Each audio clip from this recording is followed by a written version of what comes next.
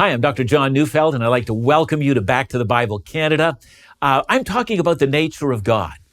I started talking about that last week, and if you didn't see that, I would encourage you to go back to see that.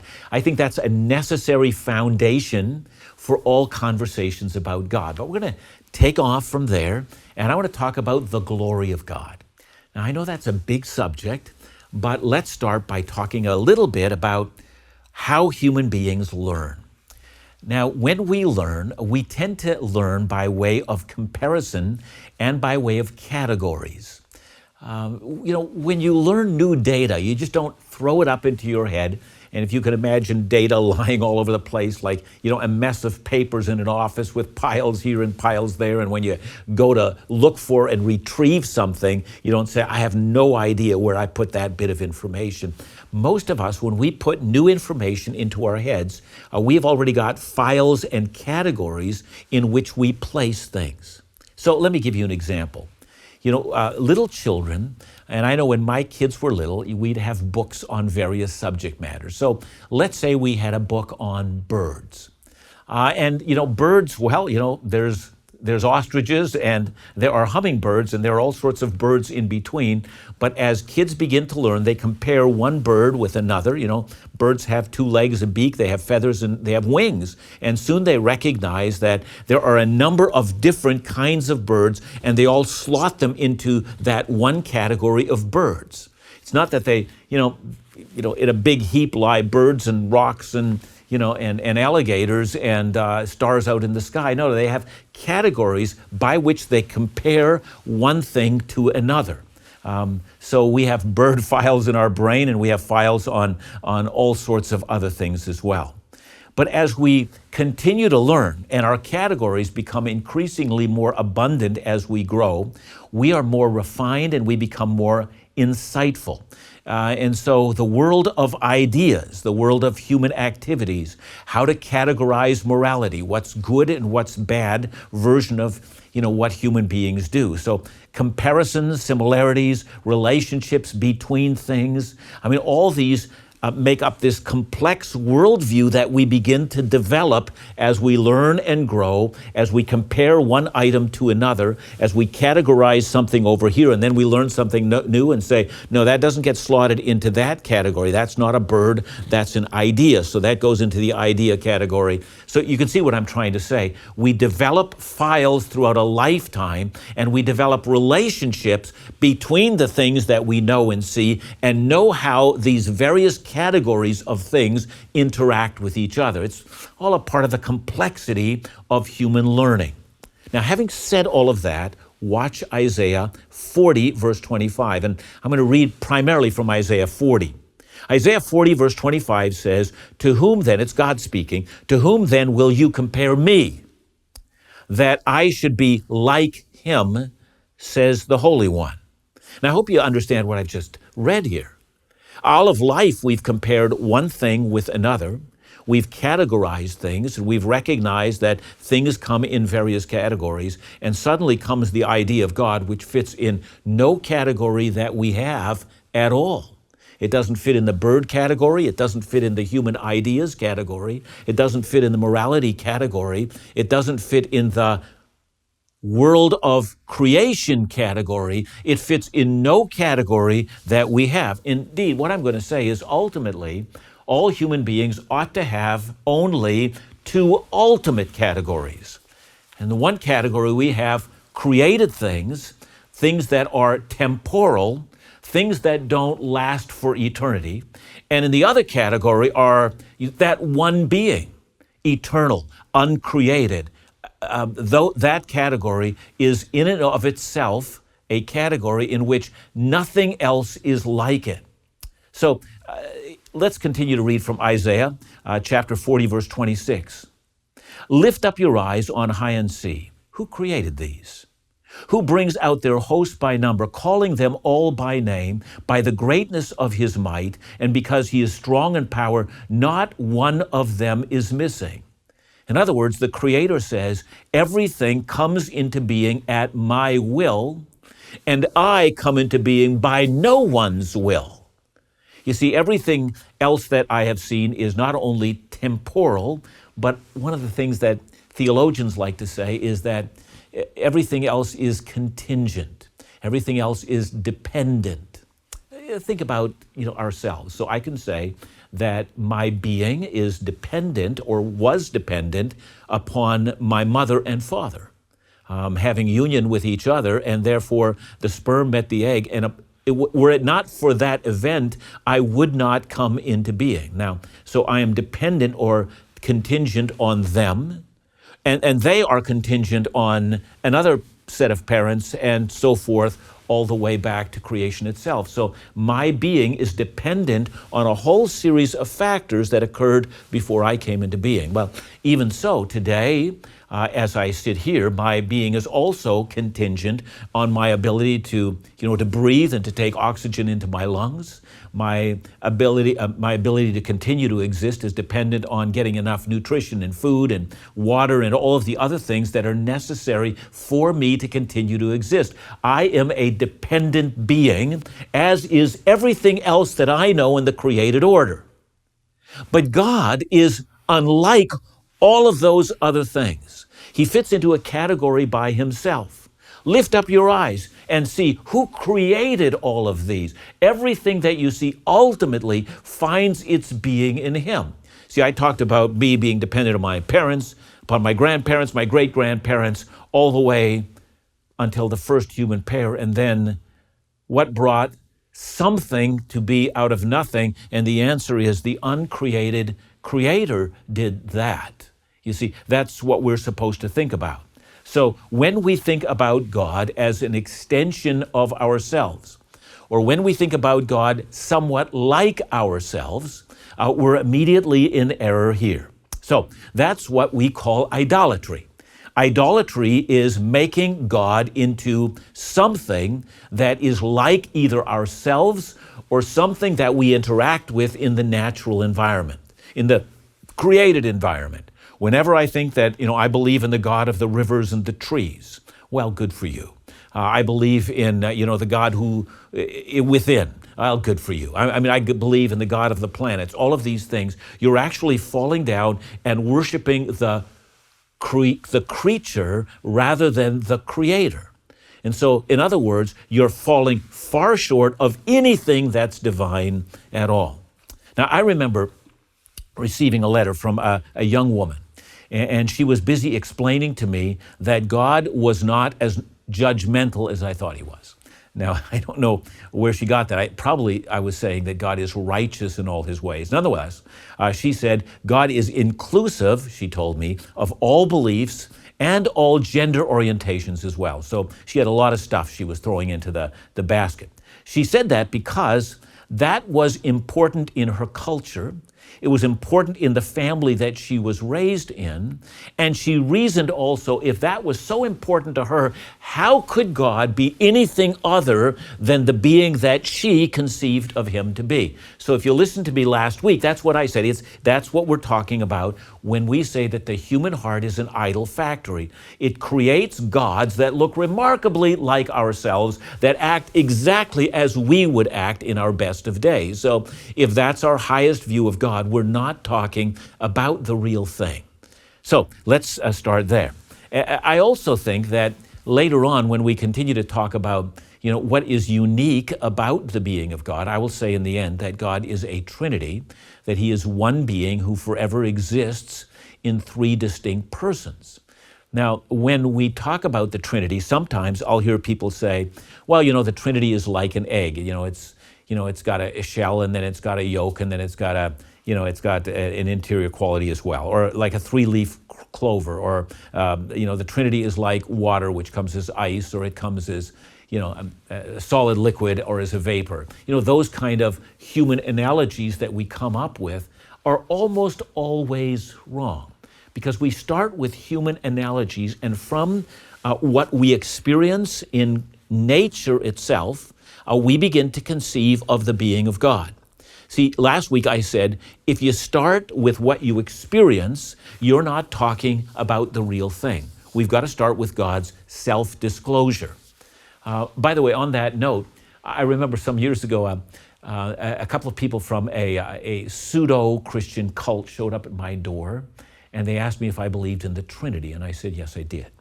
And they said, tell me what the Trinity is like. And I said, well, I think I need to start by saying, in a very real way, it is a mystery. And they said, aha, so you don't ultimately know. And I said, look, I don't even ultimately know the being of my wife. She still continues to be a marvelous mystery to me. And so you're telling me that I should understand everything about God. See, that's always the problem. The human mind wants to say, I want to grasp everything about God and make him like myself. So let's keep reading Isaiah 40, verses 6 to 8. It says, a voice says, cry. And I said, what shall I cry? All flesh is grass, and all its beauty is like the flower of the field. The grass withers, the flower fades when the breath of the Lord blows on us. Surely the people are grass. The grass withers, the flower fades, but the word of our God will stand forever. And so we begin to define one of the primary differences between us and God. I am flesh, I am subject to decay, and ultimately I am subject to death. I know that there was a time when I did not exist.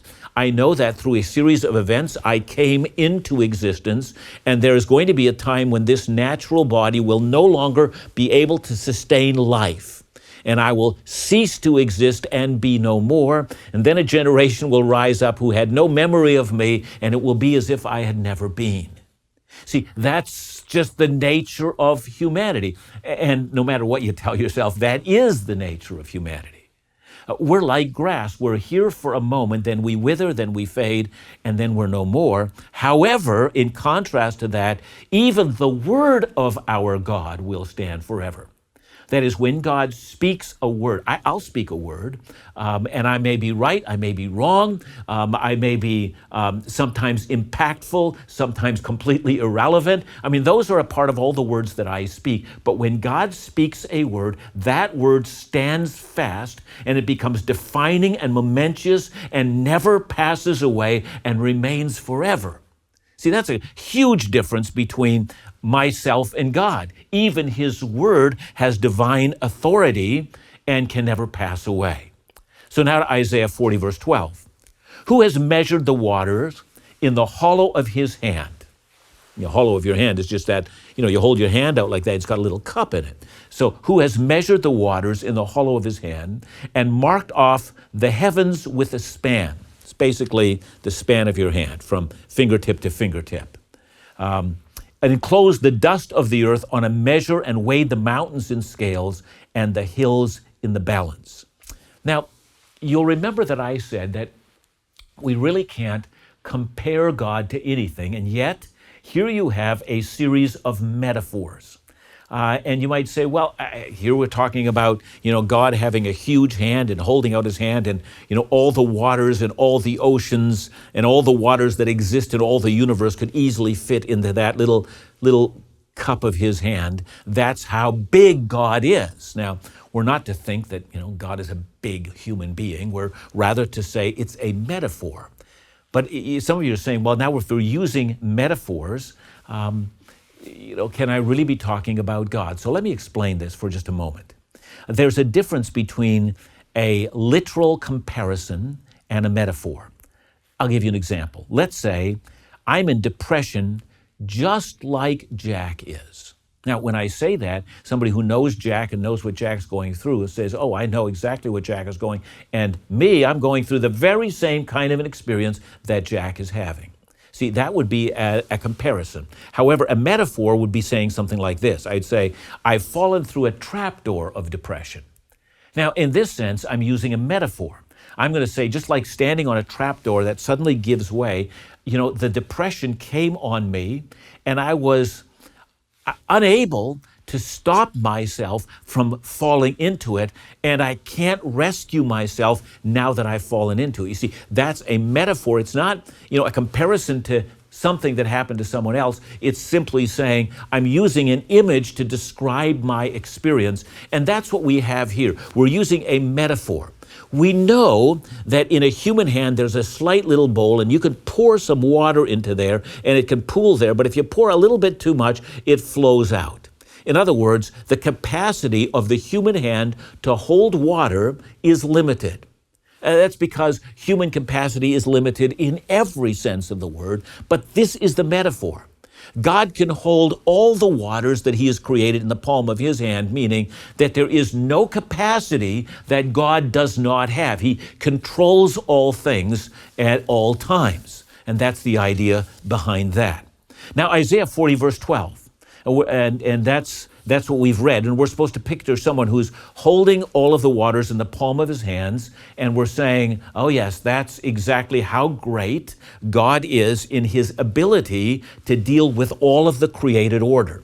It's not that God creates something over here, then he got busy creating something over here, forgot what happened over there, slipped his mind, and it began to act in a way that was outside of God's viewpoint. Rather, we're supposed to get the idea that all of the created order fits in the palm of his hand so nicely that he can watch it, be aware of it, watch its properties, direct its properties at all times and in all seasons. Never for a moment does God take his eye off of anything that he has made. He knows it completely and directs it as well. That's the idea behind that. Well, let's continue to read. Isaiah 40, verses 21 to 26. Do you not know? Do you not hear? Has it not been told you from the beginning? Have you not understood from the foundations of the earth? It is he who sits above the circle of the earth, and its inhabitants are like grasshoppers, who stretches out the heavens like a curtain and spreads them like a tent to dwell in, who brings princes to nothing, makes the rulers of the earth as emptiness. Scarcely are they planted, scarcely sown, scarcely has their stem taken root in the earth, when he blows on them and they wither, and the tempest carries them off like stubble. To whom then will you compare me, that I should be like them, says the Holy One? Lift up your eyes on high and see, who created these? He who brings out their host by number, calling them all by name, by the greatness of his might, and because he is strong in power, not one is missing. See, that's the point we've been trying to make. Scarcely. I love that word, scarcely. You know, from our perspective, and I was just talking to someone the other day who was telling me that his father later on this year is going to turn 100 years of age. I said, that's amazing. A 100-year-old man, I mean, we don't come upon that a lot. And so it doesn't seem like time has passed quickly. The man has lived through a century. And yet, from God's perspective, scarcely has he taken root, because God is from eternity to eternity, that our time span is but scarce. See, God's watch care over everything is complete and overarching, as well as to say God knows all things. He knows the planetary bodies. He's created each one. He names each one. Behind this is the idea of power, wisdom, immensity, sovereignty, authority. That's the kind of glory we talk about when we talk about God. Now, you and I know that sometimes when we witness something grand in creation, that we're overwhelmed with awe. I mean, I had that first experience when my wife and I took a long motorcycle trip. We traveled down to the Grand Canyon. I'd never seen it before. I had seen a lot of pictures of it, but when I was actually staring at it, my first thought was, you actually can't do justice to this by taking a picture. You have to actually stand there and recognize its vastness. And in that moment, all you can say is, it's utterly glorious. It's overwhelming to the senses. I'm struggling with words that can describe what I'm seeing here. And sometimes we see something in creation itself.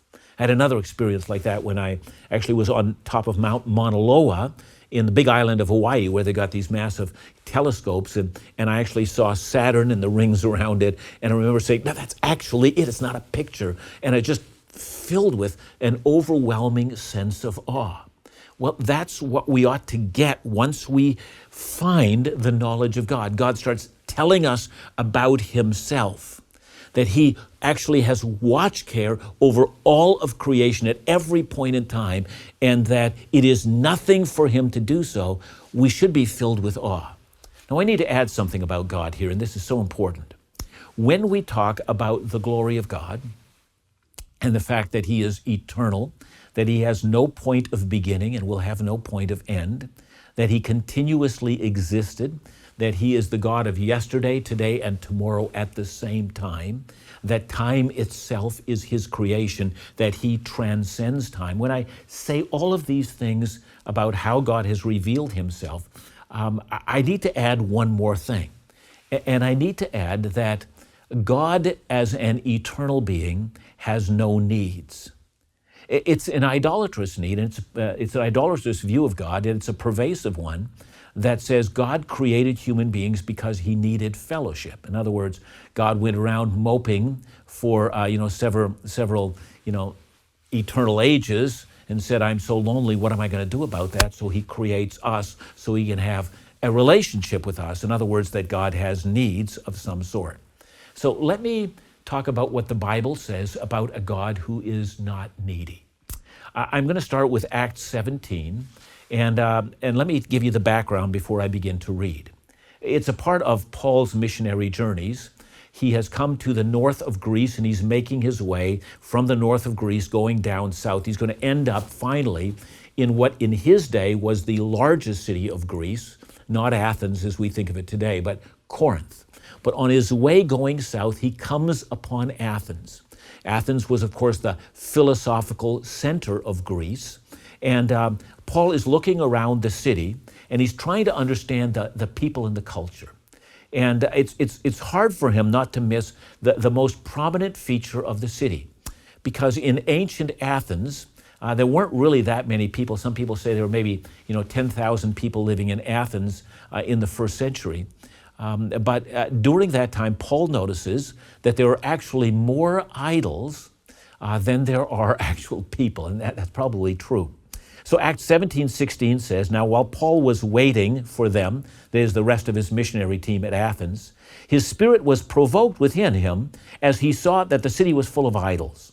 So he reasoned in the synagogue with the Jews and the devout persons, and in the marketplace every day with those who happened to be there. Well, that's what a missionary does. He recognizes that they're a very religious city, that they have idols everywhere, so it's time for a dialogue, and there's conversations. He discusses ideas with them, their philosophies, even their gods. Finally, he's in a place called the Areopagus. It's a place where the philosophers and the thinkers and the religious leaders are found. And here's what he says.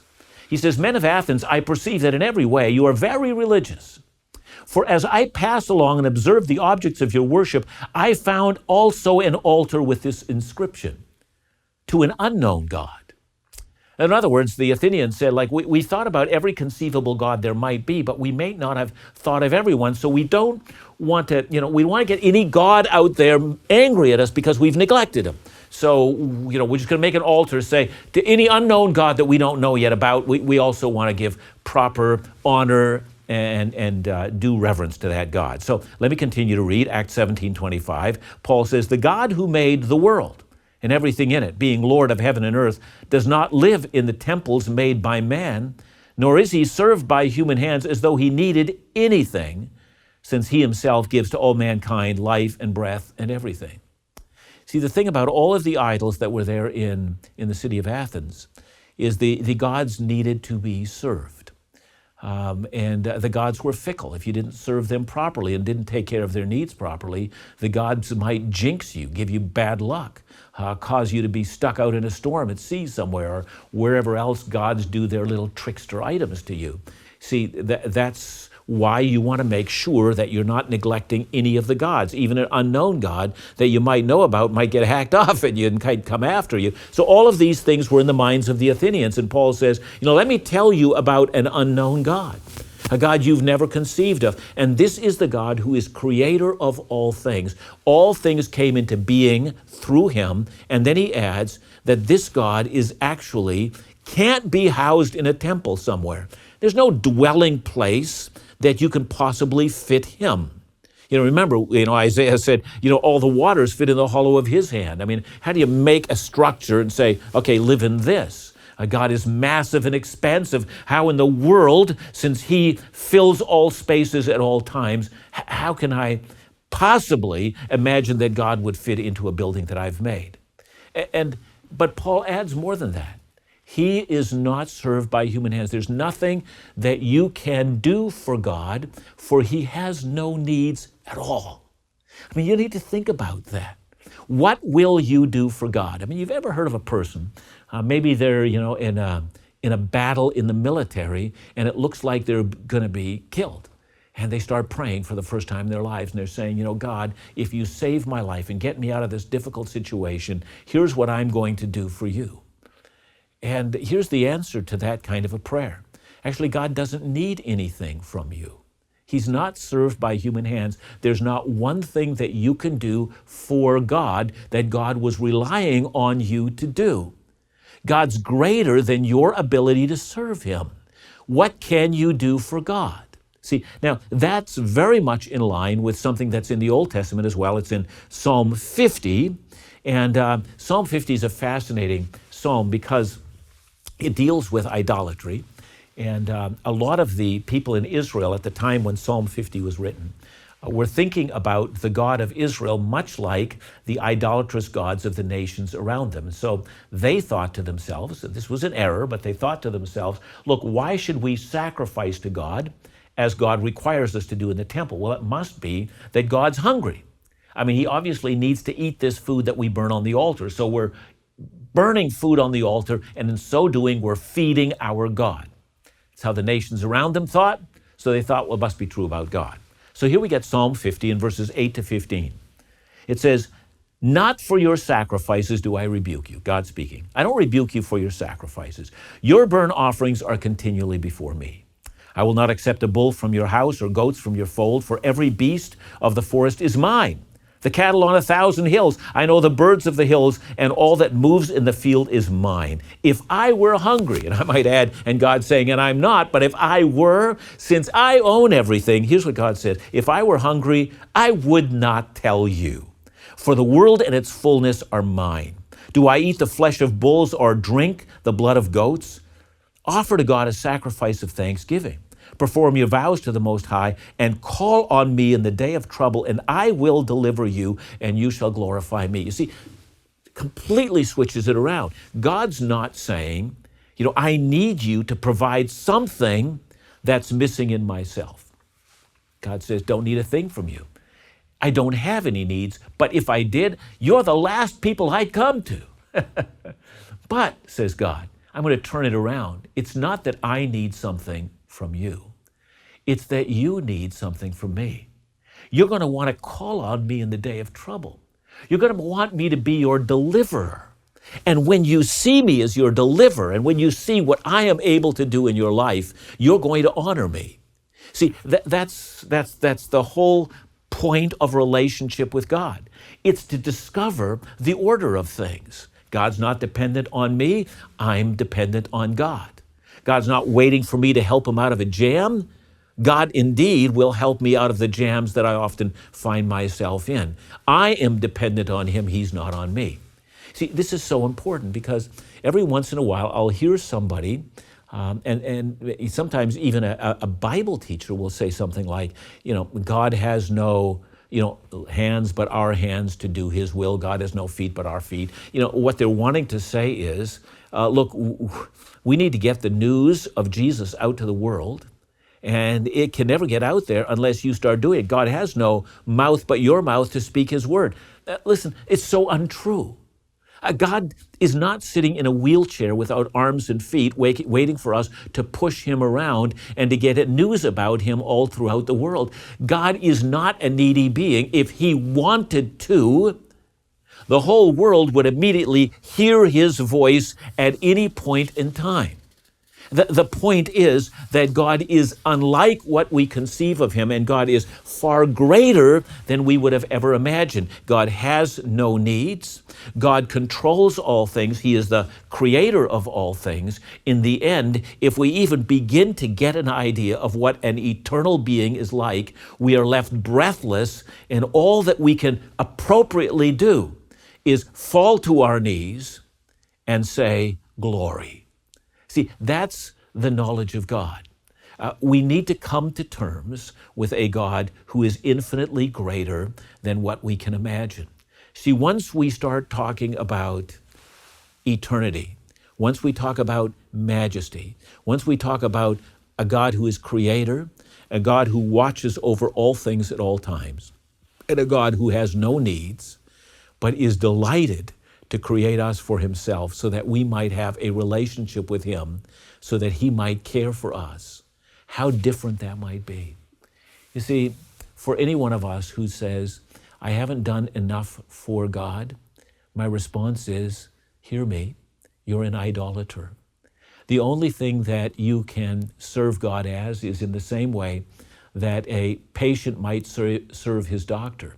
The doctor gives you a regimen whereby you might be healed. God gives us his word, and if we follow his word, healing will come to us. It's life to our whole body. But it's not as if we're doing anything for God. We're not helping God out. Get that through your head. Recognize this. I'm going to speak personally here. I've been in pastoral ministry for 35 years, and I've done a lot of Bible teaching since then. I've never done a thing for God. However, because God has called me to do the teaching of the Word, I know this. I've learned more about the Word than I would have any other way. All this obedience to God, it wasn't for God. It was for me. It was to cure me of my hellishness. It was to take away and strip my pride from me. It was bring me to a place where I would love the name of God and where I would welcome his gift of eternal life. And so I want to say this about our study of God. Until we recognize that he is infinitely glorious and I am not, until we recognize that he is the God who has no needs, but I have so many needs, until we recognize that I am but grass, but he is eternal, until I start at that starting point, I'm not ready for all the other truths of God. So here's my prayer for you, that God would give you the heart to love the God who made you and to come to terms with an eternal being. Eventually, we're going to have to learn that this one eternal being looked at us in our sinfulness and rebellion against him, and rather than destroying us, sent his own Son into the world to deliver us. Not because he had to, not because in some way he wanted to rescue us so that, we could give him what he needed, but rather he did it because he looked upon us in mercy and in compassion. And out of compassion sent his only Son into the world to rescue us from our hellishness and from our own self-destructive and self-harming behavior. God has come to us not because he needs us, but rather because we need him. He's come to us because a part of his attributes is that he is love. That's the good news. We have a God who is not using us for his own ends. We have a God who wants to redeem us and bring us a place of joy. Thanks for watching today. Continue to watch as we talk about the attributes of God. Who is it that we're talking about when we talk about God? God bless you. Have a marvelous day. May the Lord be with you.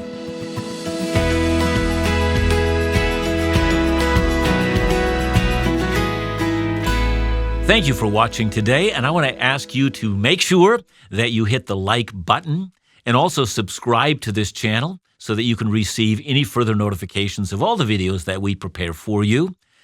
Thank you so much for being a part of Back to the Bible Canada.